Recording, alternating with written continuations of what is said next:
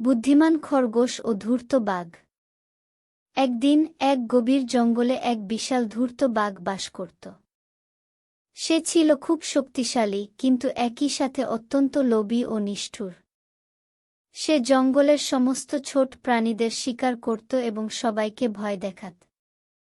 জঙ্গলের প্রাণীরা একত্র হয়ে ঠিক করল, এভাবে চলতে পারে না, আমাদের কিছু একটা করতে হবে।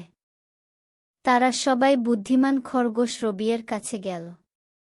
রবি ছিল ছোট, কিন্তু তার বুদ্ধি ছিল তীক্ষ্ণ। সে বলল, আমি একটা উপায় বের করব, কিন্তু তোমাদের আমাকে বিশ্বাস করতে হবে। পরদিন সকালে বাঘ যখন তার শিকার খুঁজছিল, তখন রবি আস্তে আস্তে তার সামনে হাজির হল। বাঘ রাগী কণ্ঠে বলল, এত দেরি করলে কেন? আজ আমার ক্ষুধা খুব বেশি। রবি ভয় না পেয়ে মাথা নিচু করে বলল, মহামান্য বাঘ রাজা, আমি সময়মতো আসতে চেয়েছিলাম, কিন্তু পথে একটা বিশাল ভয়ঙ্কর বাঘ আমাকে থামিয়ে দিল। বাঘ অবাক হয়ে বলল, আরেকটা বাজ আমার জঙ্গলে? অসম্ভব। রবি গম্ভীর কণ্ঠে বলল, হ্যাঁ রাজা, সে বলেছে সে এই জঙ্গলের আসল শাসক।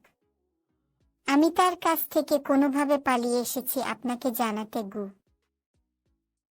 বাঘ রেগে আগুন। সে গর্জন করে বলল, বলল, আমাকে নিয়ে চলো, আমি দেখব কে এই নতুন বাঘ। রবি চতুরতার সাথে বাঘকে এক গভীর নদীর ধারে নিয়ে গেল এবং বলল, ওই দেখুন, নদীর ভেতরে লুকিয়ে আছে।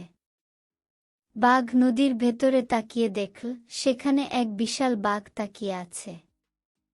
আসলে সেটি ছিল তার নিজের প্রতিবিম্ব। কিন্তু বোকা বাঘ বুঝতে পারল না।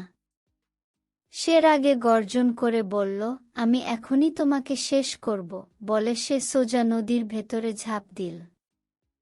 সে একেবারে পানির ভেতরে ডুবে গেল, আর অনেক চেষ্টা করেও বের হতে পারল না। খরগোশ রবি দৌড়ে গিয়ে সবাইকে খবর দিল, আমরা মুক্ত। বাঘ আর নেই।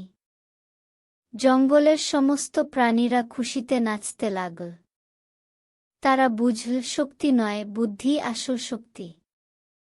সেই দিন থেকে রবি হয়ে গেল জঙ্গলের নায়ক।